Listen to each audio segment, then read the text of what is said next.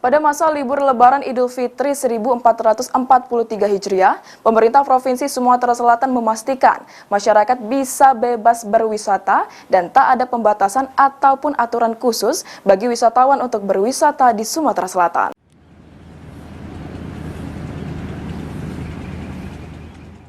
Menjelang libur panjang Lebaran 1443 Hijriah, pihak Dinas Kebudayaan dan Pariwisata Sumsel pastikan tidak ada pembatasan ataupun aturan bagi wisatawan untuk berwisata di Sumsel. Kepala Disbudpar Sumsel Aufa Sahrizal mengatakan jika pada libur panjang Lebaran nanti, sesuai perkataan Gubernur untuk tidak mengkambing hitamkan COVID-19, atau pihak Pemprov Sumsel membebaskan masyarakat dalam libur Idul Fitri nanti untuk berwisata, bahkan tidak ada pembatasan jumlah pengunjung dan jam operasional seperti tahun-tahun sebelumnya. Dan semua kebijakan tempat wisata dikembalikan ke pengelola.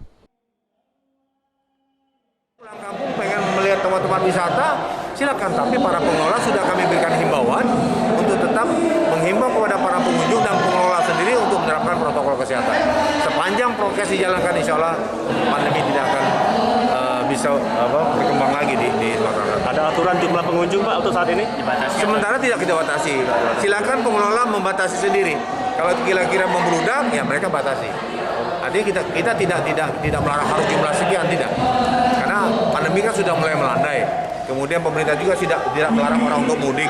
Artinya sudah dibolehkan untuk melakukan kumpul-kumpul gitu ya. Tetapi tetap protokol kesehatan dijalankan.